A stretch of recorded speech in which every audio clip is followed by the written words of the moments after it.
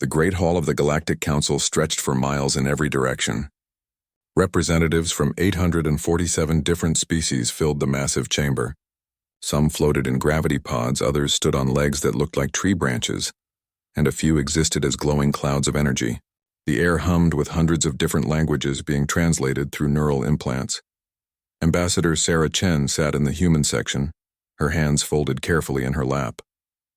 She had been Earth's representative for 3 years now, ever since humanity joined the Galactic Council.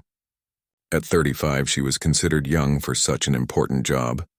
Her black hair was pulled back in a simple style, and she wore the dark blue uniform that marked her as speaking for all of Earth.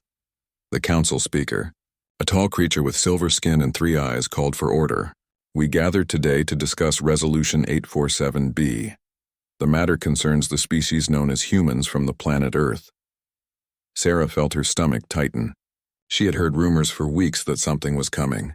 Other ambassadors had stopped talking when she entered rooms. Trade deals that had been moving forward suddenly stalled. Even the friendly Altarians, who had helped humanity learn galactic customs, seemed nervous around her. The speaker recognizes Ambassador Zexhai of the Zephyrian Empire. The speaker announced. A creature that looked like a giant mantis with wings stepped forward. Ambassador Zexhai's voice came through the translators as cold and precise. Honorable Council, we bring urgent concerns about the human species. In only 12 years since first contact, they have expanded beyond their home system at an alarming rate. They have established colonies on 17 worlds and built space stations around 43 others. Murmurs rippled through the chamber. Sarah wanted to stand and defend humanity's expansion, but council rules required her to wait for permission to speak. Furthermore, Zexhai continued, humans have shown a disturbing pattern of military buildup. They call it defense, but our intelligence shows weapons capabilities far beyond what any species needs for protection. A floating crystal being pulsed with different colors as it spoke. The crystalline collective agrees with our Zephyrian friends. Humans ask too many questions. They want to study everything, understand everything, take apart everything. This behavior is dangerous to galactic stability. Sarah gripped the arms of her chair. Yes, humans were curious. Yes, they wanted to learn. How was that a crime? The Hive Mind Coalition spoke next through one of their drone bodies. Analysis shows humans cannot be predicted. Other species follow logical patterns. Humans do not. They make choices that benefit individuals over groups. They disagree with their own leaders. They create art that serves no practical purpose. Such chaos threatens the order we have built. More species spoke against humanity. The Eternal Archives claimed humans learned too fast and might surpass older civilizations. The Trade Federation worried about human competition in manufacturing. The Peaceful Worlds Union said human entertainment was too violent and might influence other species. Finally, the speaker turned to Sarah. The council recognizes Ambassador Chen of Earth. Sarah stood slowly. Every eye, stalk sensor, and optical organ in the vast chamber focused on her. She had prepared for this moment, but the reality felt overwhelming. Honorable Council, she began, her voice steady despite her racing heart. I have listened to many concerns today. Most of them are about things that make humans human. We explore because we want to grow. We ask questions because we want to learn. We build defenses because our history teaches us that peace requires strength. She paused, looking around the chamber. Every species here was once new to the galaxy.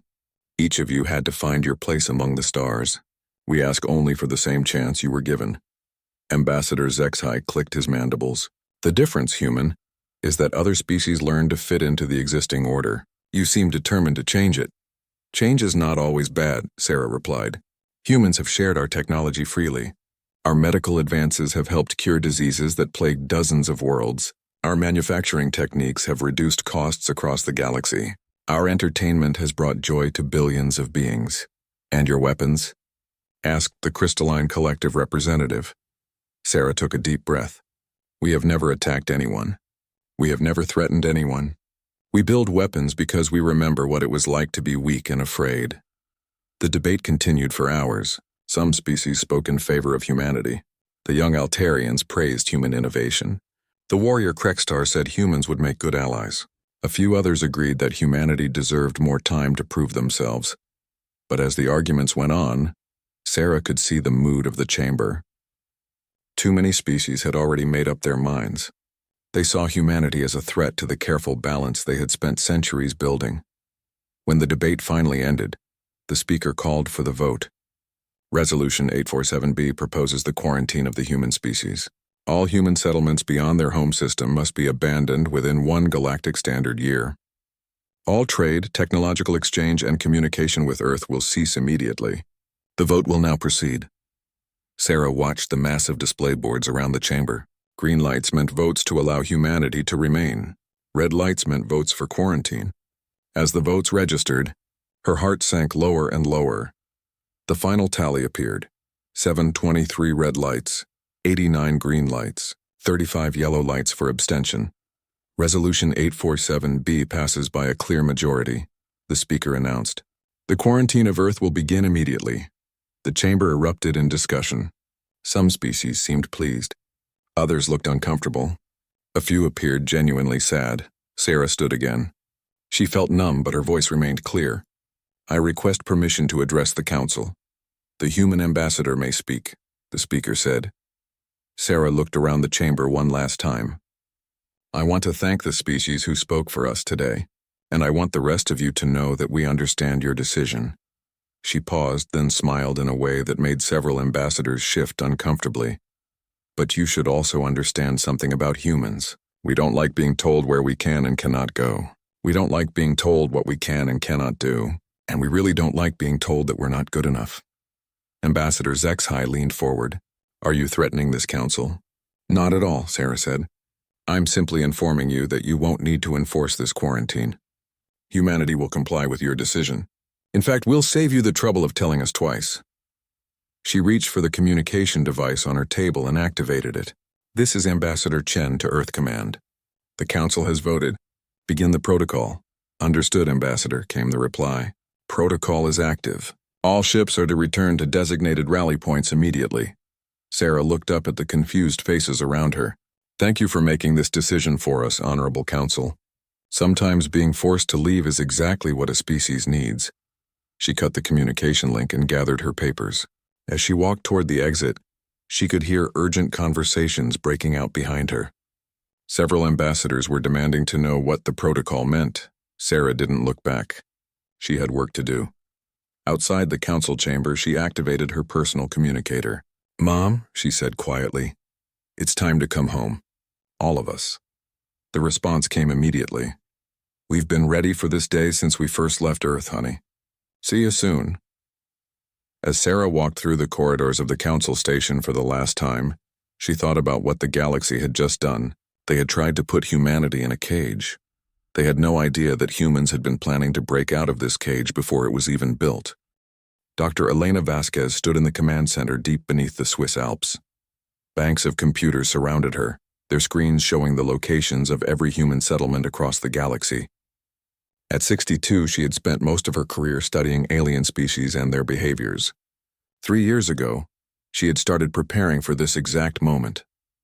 Protocol 7 is now active, she announced to the room full of technicians and analysts. All units report status. Responses flooded in from across known space. Human colonies, research stations, trading posts, and exploration ships all confirmed they had received the signal. Within hours of the council vote, every human facility in the galaxy would know what to do. Elena had called it the Exodus Protocol, though she never expected to actually use it. She had studied human history, from the Jewish exile from Egypt to the Irish fleeing famine to the Vietnamese boat people. Humans had always been good at leaving when staying meant death, but this time would be different. This time they were ready. Admiral Marcus Torres walked into the command center still wearing his dress uniform from the emergency meeting he had just left. His face was grim but determined. The President has approved all phases of the protocol. We're really doing this. The galaxy made the choice for us, Elena replied. How long do we have before they start monitoring our activities? Maybe a week before they get organized enough to watch us properly.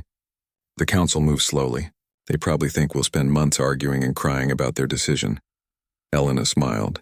They don't know us very well, do they? Across the galaxy, the protocol was already in motion.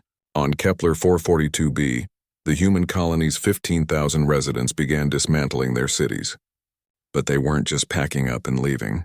They were taking everything with them. Every solar panel, every water recycler, every computer core, every seed from every crop they had grown. The colonists worked with practiced efficiency. They had run this drill dozens of times, always calling it a disaster preparedness exercise. Now they knew what the disaster was, being forced to exist in a galaxy that didn't want them. Captain Liu, we commanded the asteroid mining station in the Tau Ceti system.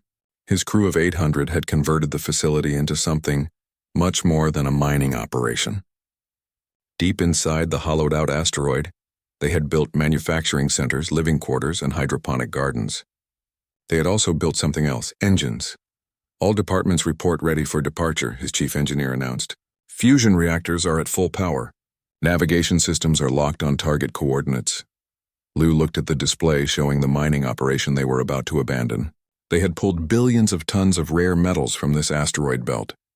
Those metals had helped build human settlements across 3 star systems. Now those settlements were being abandoned too. Take us out, he ordered. The asteroid station, now a generation ship disguised as mining equipment, began moving toward the edge of the system.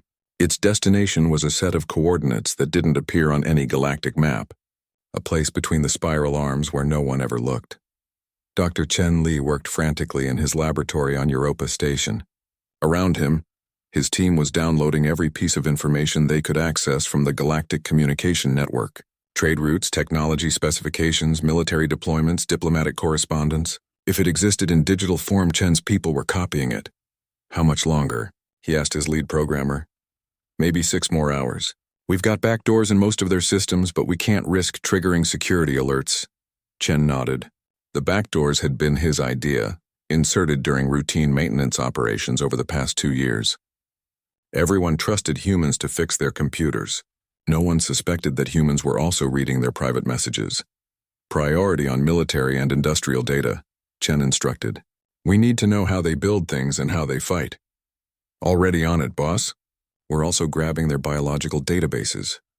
Dr. Okafor wanted genetic information on every species we've encountered. In her lab on Mars, Dr. Amara Okafor was indeed very interested in genetic information. Her freezers contained tissue samples from 847 different species, carefully collected over 12 years of diplomatic contact. She also had soil samples from 200 worlds, atmospheric readings from 300 more, and detailed scans of 50 different types of alien technology.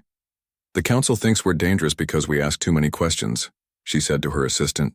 They have no idea how many questions we've actually asked. Her research had revealed fascinating patterns in galactic biology. Most species had evolved in similar ways, following predictable paths that made them compatible with existing galactic society. Humans were different. Human genetics were more flexible, more adaptable, more capable of rapid change. Dr. Okafor, her assistant said nervously, are we really going to use this information to help us survive out there? Amara looked at the vast collection of alien genetic material surrounding them. We're not just going to survive. We're going to thrive, and maybe someday we'll come back and show them what they missed. All across human space, the evacuation continued. But it wasn't really an evacuation. It was a transformation.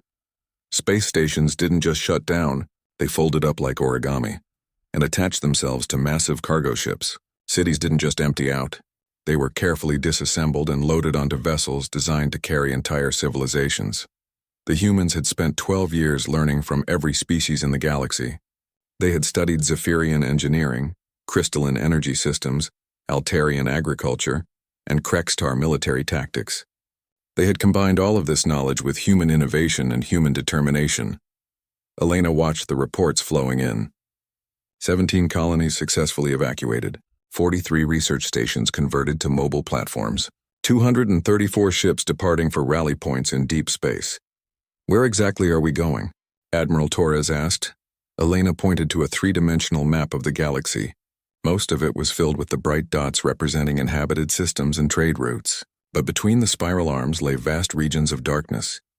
Out there, she said, to places where no one looks because there's supposedly nothing to find. And if there really is nothing, then we'll make something. Humans are good at that. Admiral Torres studied the map. How long before we're ready to, well, whatever comes next? The models suggest 50 to 70 years for full development. Maybe less if we find what I think we're going to find out there. Which is? Elena smiled. Everyone the galaxy forgot about. Every species that didn't fit in. Every civilization that was too small or too strange or too independent for the Council's taste. They're out there, Admiral, and they've been waiting for someone like us. The last human ship left known space on a Tuesday. It was a small research vessel that had been studying cosmic radiation near the galactic rim. As it jumped to hyperspace, its captain sent a final message on all galactic frequencies. To the Galactic Council and all member species, thank you for the lesson. We have learned that the galaxy is a big place with room for many different ways of life. We look forward to showing you what we discover out there in the dark. See you around. The message was received by monitoring stations across the galaxy. Most officials dismissed it as bitter words from a defeated species. A few, however, felt a chill as they read it. Elena Vasquez read the same message in her command center, now aboard a massive ship heading into the void. Around her, the best minds of humanity worked on technologies that would have seemed impossible just days before.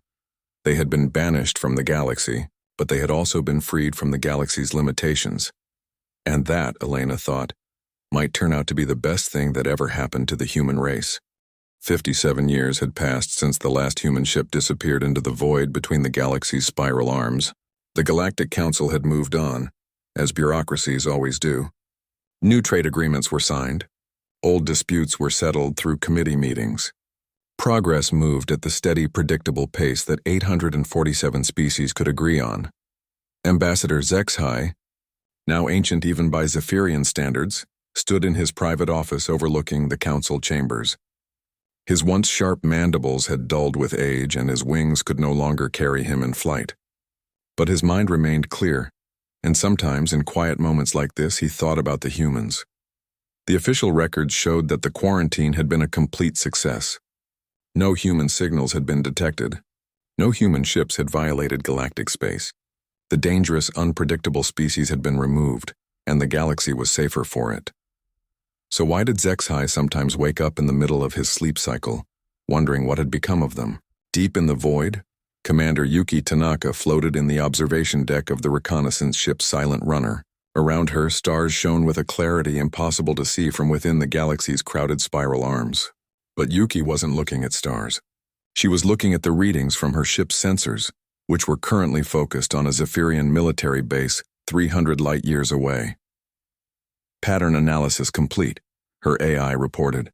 Zephyrian patrol routes follow a predictable schedule. Defense platforms have exactly 17 blind spots. Command codes rotate every 48 hours using an algorithm based on historical poetry. Yuki smiled.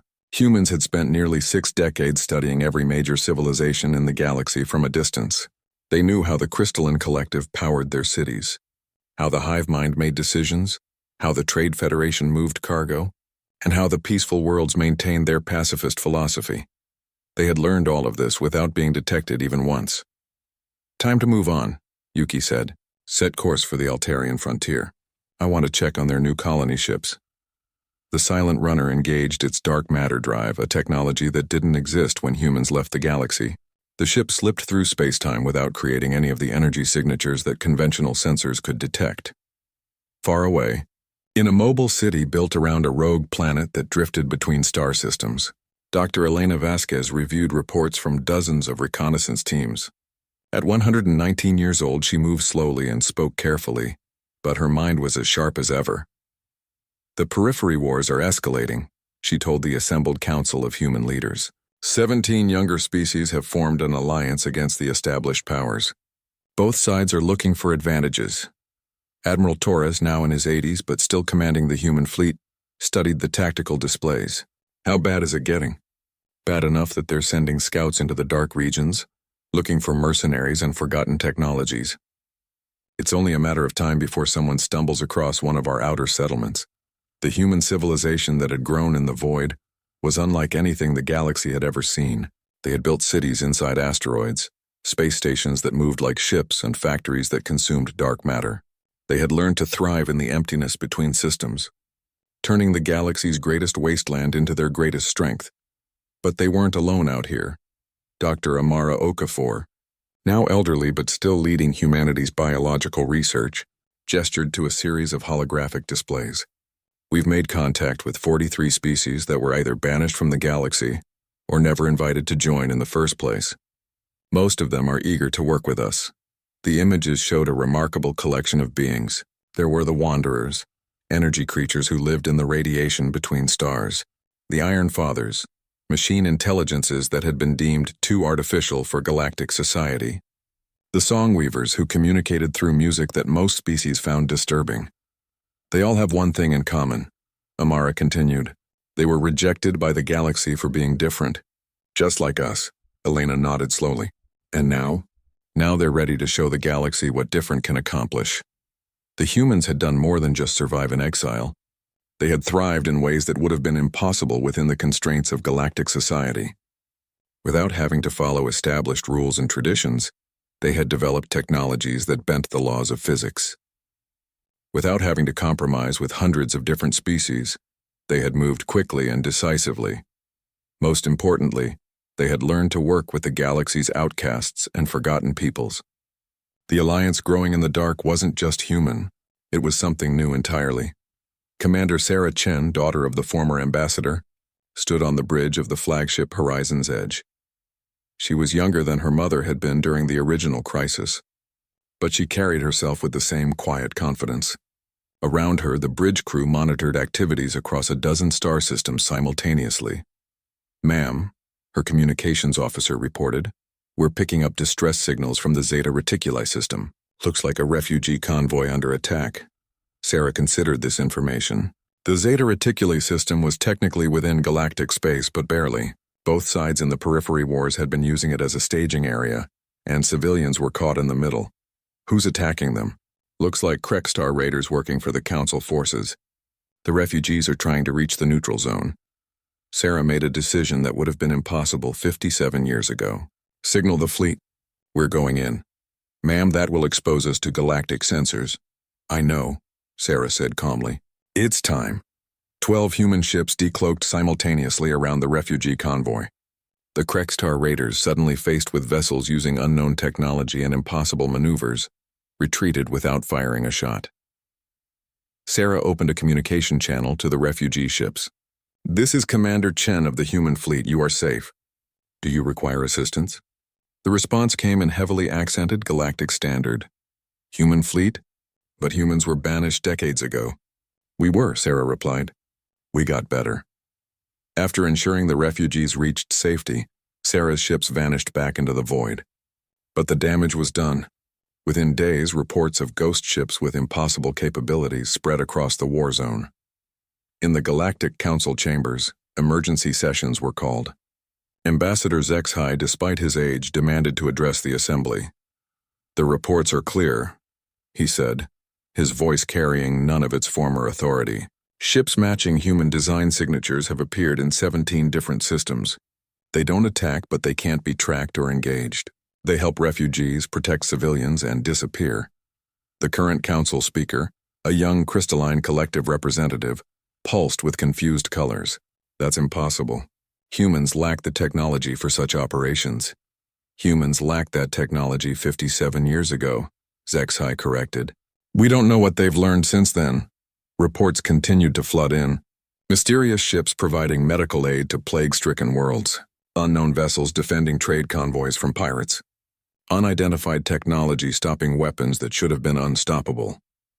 The galaxy was being forced to confront an uncomfortable truth. Humanity hadn't disappeared.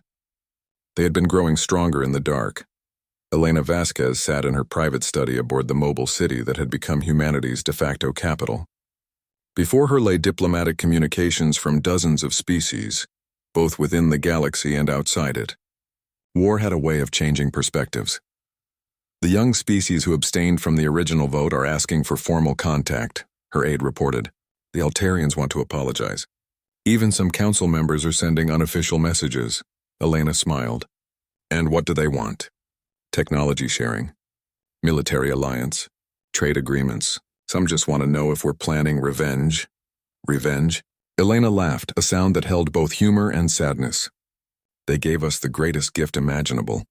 They forced us to become something better than what we were." Through the great windows of her study, Elena could see the lights of a civilization that spanned the dark between galaxies. Human ships moved alongside vessels from 43 other species, all of them working together towards something the galaxy had never imagined possible. "Send a message to all interested parties," Elena instructed. "Tell them we're ready to talk, but not as subjects seeking readmission to their club, as equals offering partnership in something much bigger." The galaxy had voted to banish Earth 57 years ago. They were about to learn what humanity had built in the time since then. The periphery wars had been raging for 3 years when everything changed in a single day. Admiral Sarah Chen stood in the command center of Horizon's Edge, watching displays that showed 17 different star systems simultaneously.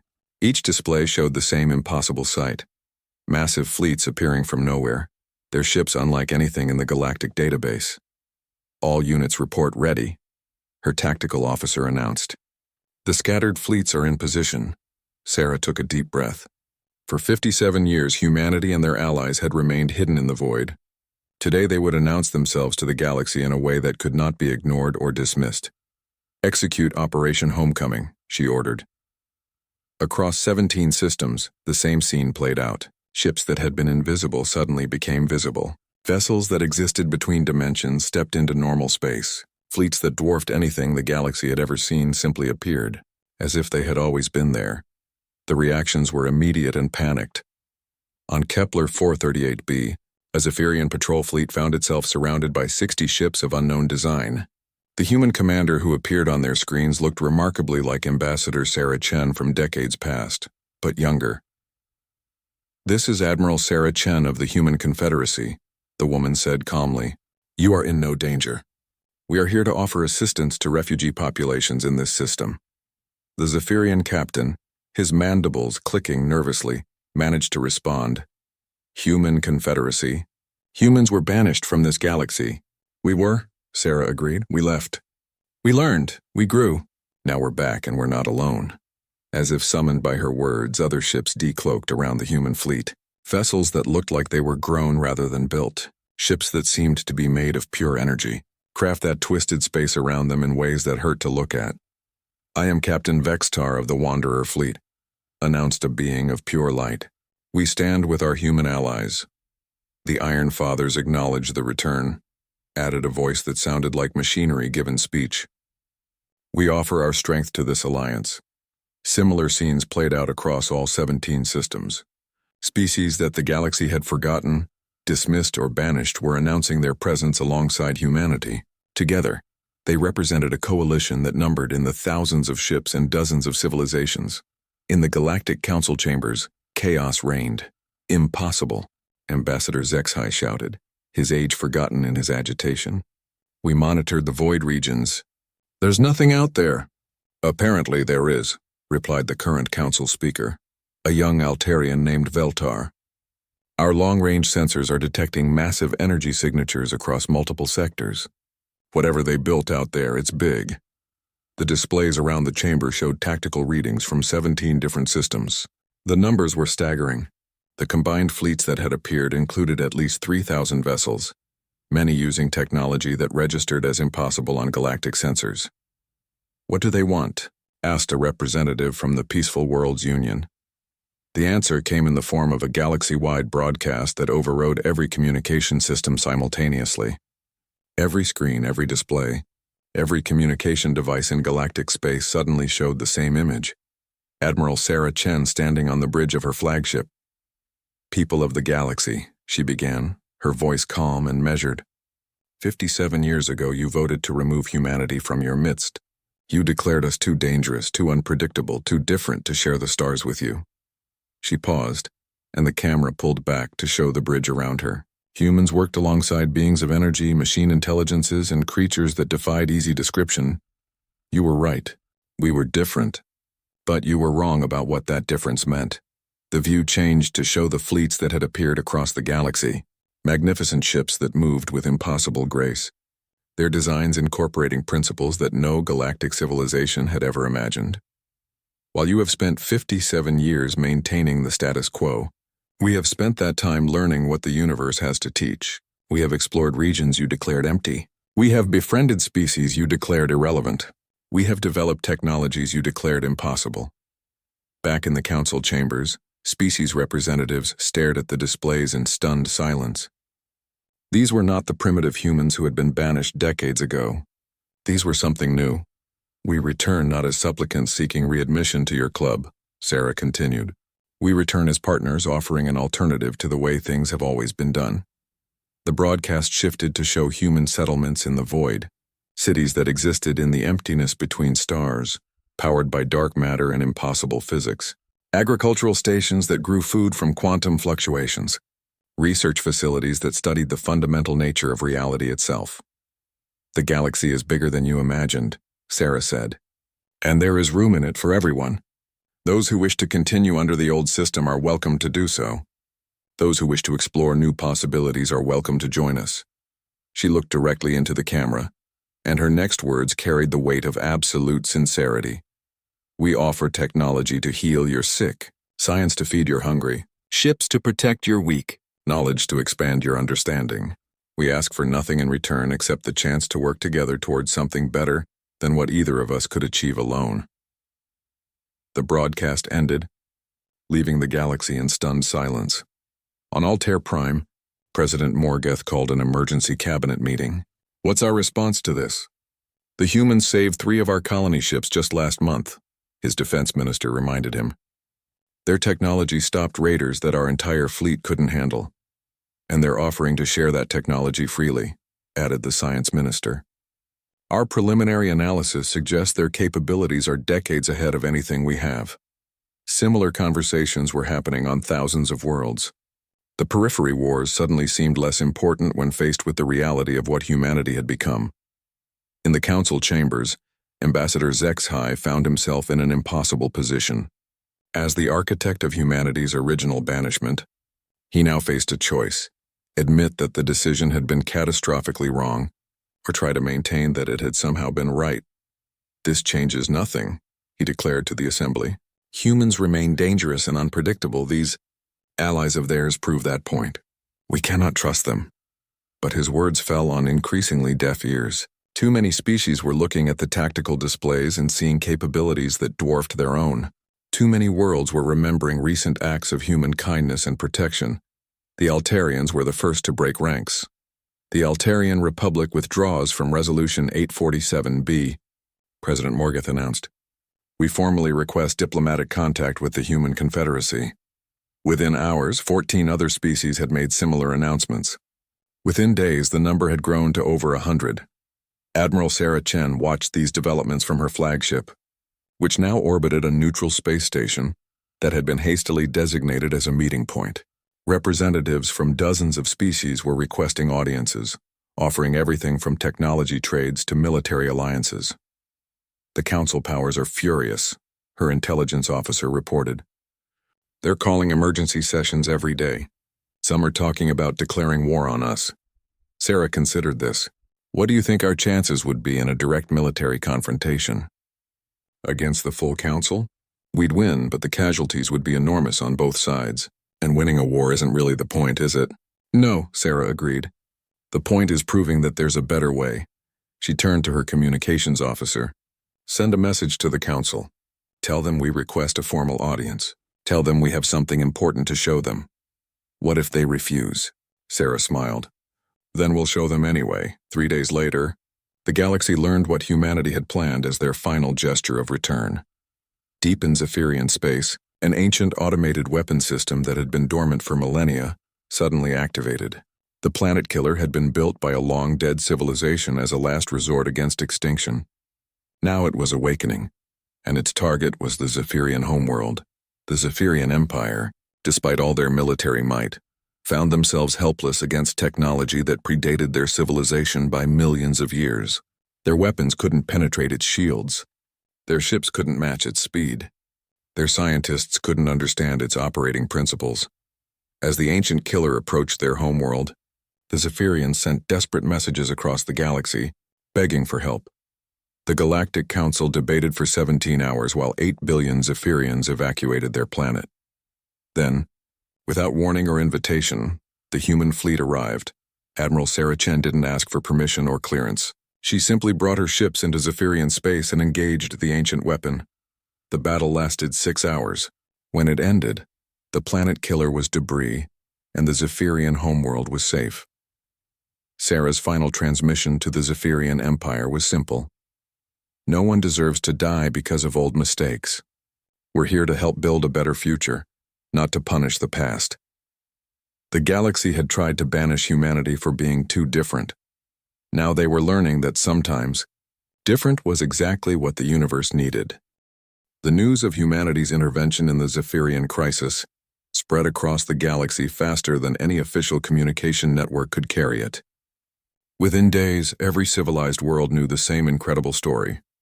The humans had saved their greatest enemies without being asked and without demanding anything in return. Ambassador HFY stood in his private chambers, staring out at the city he had helped build over centuries of careful political maneuvering. The streets below bustled with activity, but he felt strangely disconnected from it all. On his desk lay dozens of reports about human capabilities, human movements, human offers of assistance to anyone who asked. A soft chime announced a visitor. His aide entered, carrying a datapad with obvious reluctance. "Sir, we've received another request from the Human Confederacy. They're asking for a formal meeting to discuss cooperation." HFY's mandibles clicked softly. "How many species have accepted their offers now?" 347, sir, including most of the younger civilizations and about half of the Council founding members. The old Zephyrian closed his eyes. In trying to protect galactic stability, he had helped create the very chaos he feared. The careful order that had taken centuries to build was crumbling, not through war or conquest, but through simple choice. What do they offer in these cooperation agreements? Technology sharing, joint research projects, mutual defense pacts, cultural exchange programs. They're also offering to mediate disputes and provide humanitarian aid anywhere it's needed. And what do they ask for in return? His aide hesitated. "Nothing, sir. They literally ask for nothing except the right to work together toward what they call mutual prosperity and understanding." HFY turned from the window. For the first time in decades, he felt very old and very tired. Schedule the meeting. Far from the political machinations of the Galactic Center, Admiral Sarah Chen walked through the corridors of Harmony Station, the massive facility that had become the hub of the new interspecies alliance. The station itself was a marvel of cooperative engineering, built using human structural techniques, Wanderer energy systems, Ironfather manufacturing, and innovations from dozens of other species.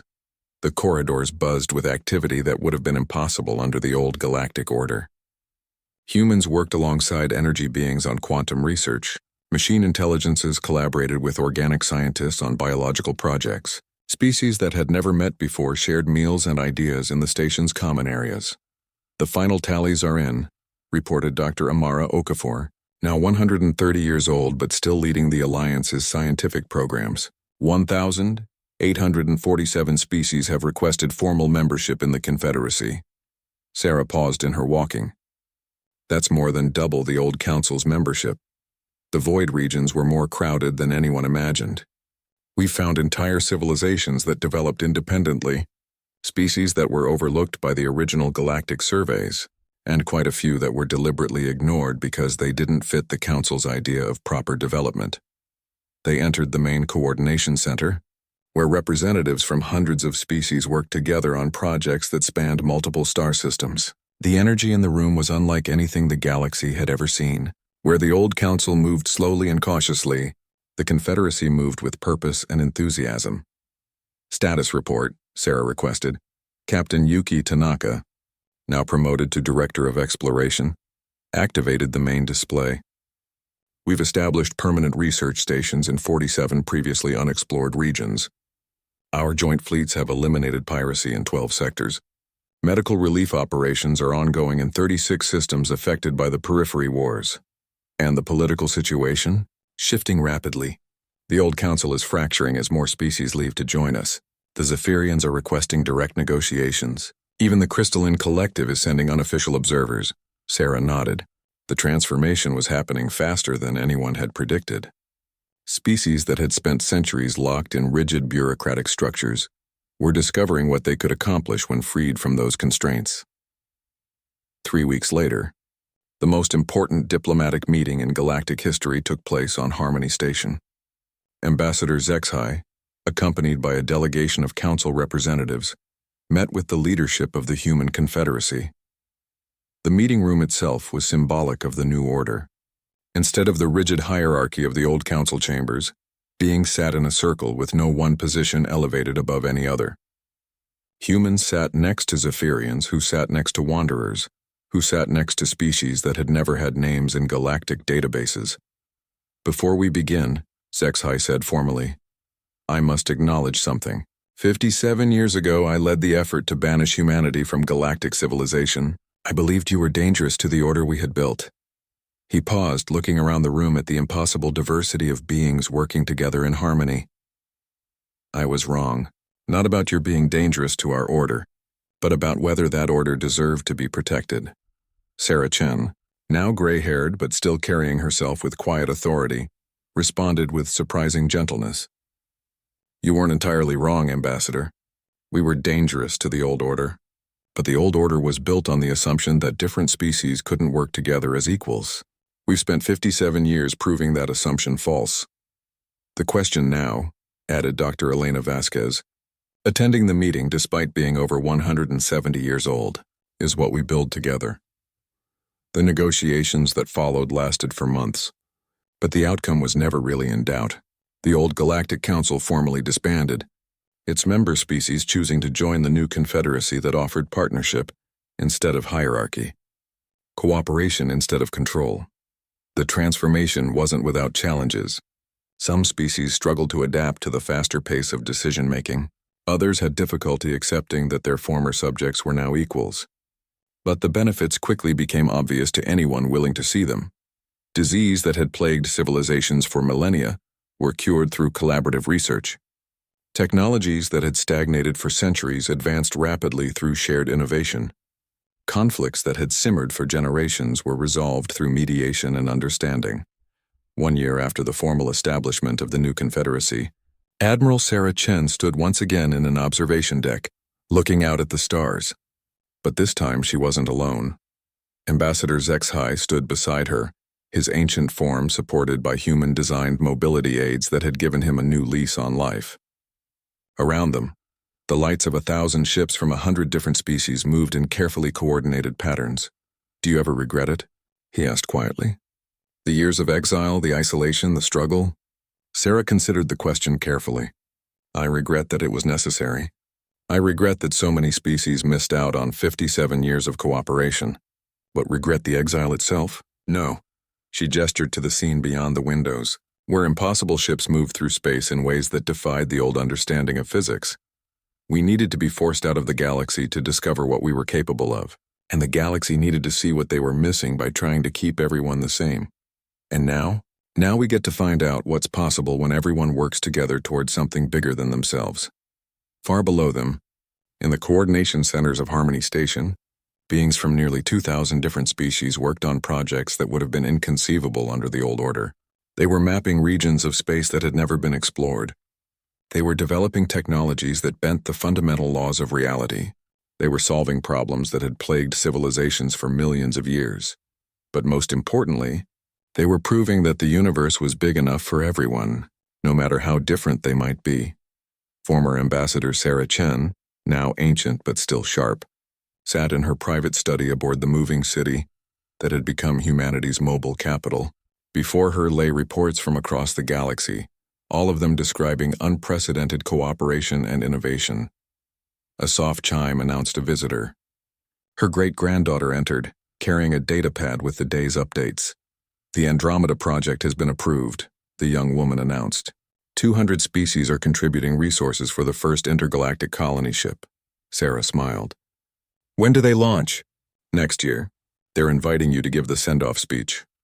Sarah looked out the window at the stars that had once seemed so distant and hostile. Now they were filled with friends, allies, and partners in the greatest adventure any species had ever undertaken. "Tell them I'll be honored," she said. "After all, someone should be there to remind them that getting kicked out of your neighborhood is sometimes the best thing that can happen to you." The galaxy had voted to banish Earth 57 years ago. In doing so, They had given humanity the greatest gift imaginable, the chance to become something better than anyone had ever dreamed possible. And in the end, that had made all the difference.